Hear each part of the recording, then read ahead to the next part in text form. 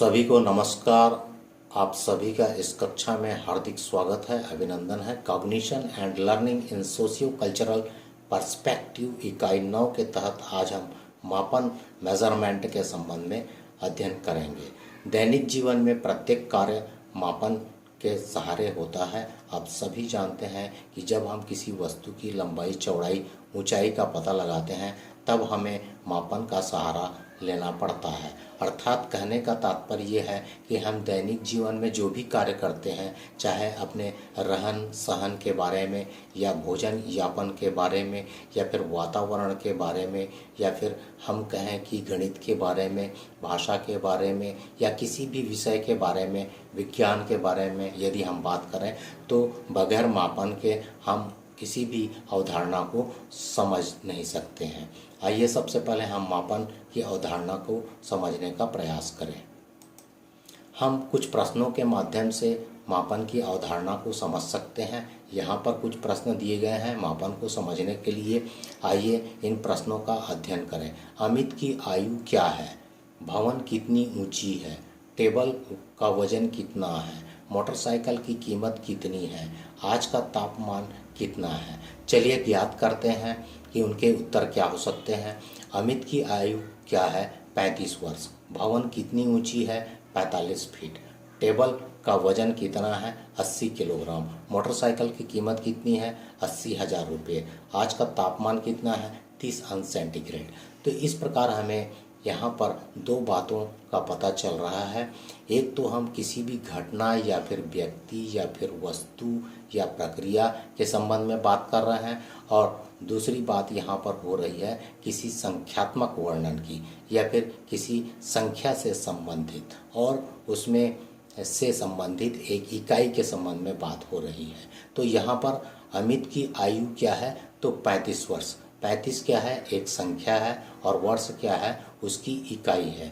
तो 35 वर्ष का तात्पर्य ये है कि हम अमित की आयु यानी उसके करैक्टर को, उसके गुण को या फिर उसके तथ्य को संख्या से प्रदर्शित करने जा रहे हैं। तो यह संकुचित अर्थ में है या फिर हम कहेंगे कि एकदम निश्चित है, एग्जैक्ट है, विस्तारित नहीं है। भवन कितनी ऊंची है?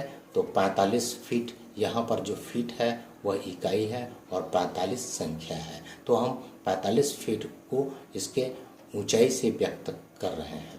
टेबल का वजन कितना है? वजन को हम किससे व्यक्त कर रहे हैं? 80 किलोग्राम से। उसी प्रकार कीमत को हम किससे व्यक्त कर रहे हैं? 80,000 रुपये से।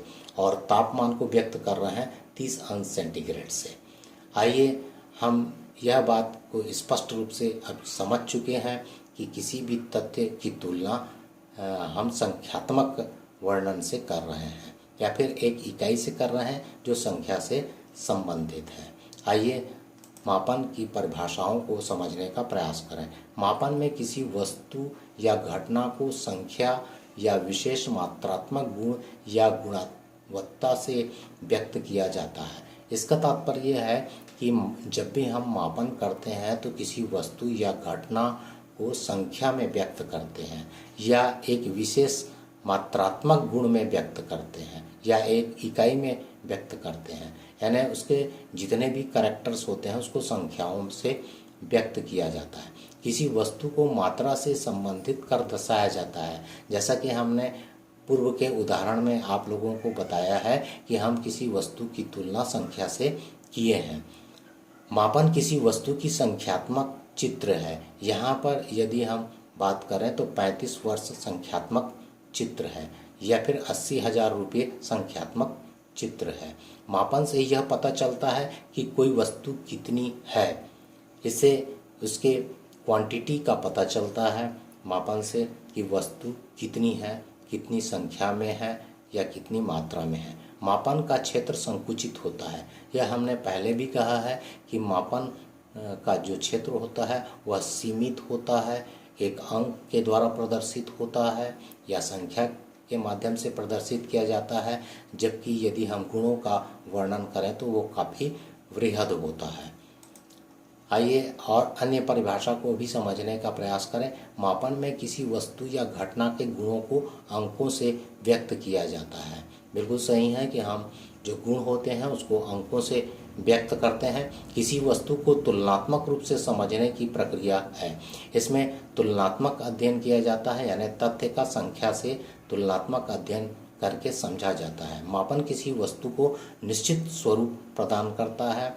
इस प्रकार हम कह सकते हैं कि यदि 35 वर्ष से हम व्यक्त कर रहे हैं किसी की आयु को, एक निश्चित मात्रा में व्यक्त कर रहे हैं, एक निश्चित स्वरूप में या रूप में हम उसको व्यक्त कर रहे हैं। एक प्रकार का तुलनात्मक अध्ययन है जिसमें वस्तु या किसी होने वाली क्रिया की तुलना इकाई से की जा कर व्यक्त की जाती है। समय की गणना, जैसे हम समय की बात करें तो यदि आपसे कोई पूछा जाए कि अभी कितना समय हो रहा है तो आप बता सकते हैं कि अभी 9 बज रहे हैं। इसका तात्पर्य यह है कि हमने समय को 9 बजे से व्यक्त किया है, यानी संख्या से व्यक्त किया है।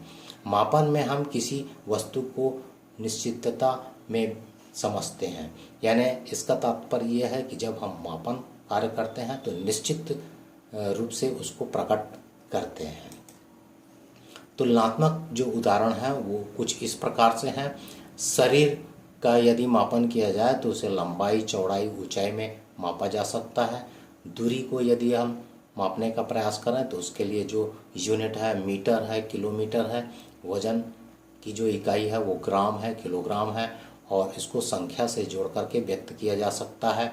द्रव है उसको 1 लीटर, 2 लीटर से व्यक्त किया जा सकता है। बुद्धि भी उसी प्रकार का प्रकटीकरण हो सकता है। बुद्धि का भी जो है उसका मापन किया जा सकता है, जैसे बुद्धि लब्धि से किया जा सकता है। IQ जिसे हम कहते हैं, प्रकाश की तीव्रता को लक्स से मापा जाता है, और ध्वनि की गति को मीटर प्रति सेकंड से।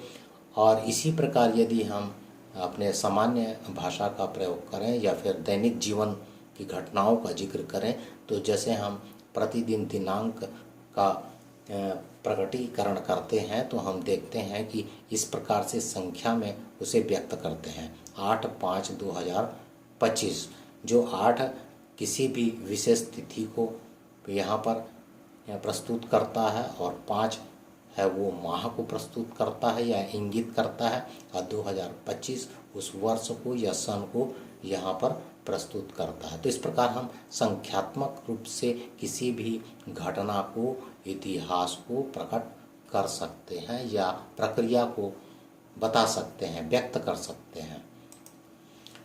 आइए हम देखें कि जो दैनिक जीवन में इसकी उपयोगिता क्या है, मापन किस प्रकार से हम इसको प्रयोग में ला सकते हैं दैनिक जीवन के कार्यों को संपन्न करने में। जैसे पूर्व में भी बताया गया है कि बहुत सारे जो हमारे दैनिक जीवन से जुड़े हुए कार्य होते हैं सभी माप से जुड़े हुए रहते हैं। हम बिना माप के उसे क्रियान्वित नहीं कर सकते हैं। प्रत्येक छोटी छोटी चीज़ों को हम माप करके समझने का कार्य करते हैं। सभी विषयों की समस्याओं को आसानी से हल करने में जितने भी विषय होते हैं, विज्ञान है, गणित है, सामाजिक विज्ञान है, यदि हम पर्यावरण की बात करें, मौसम की बात करें और भूगोल की बात करें, तो सभी में जितनी भी समस्याएं होती हैं उसको हम संख्याओं से व्यक्त करते हैं और उसी के द्वारा समझते हैं।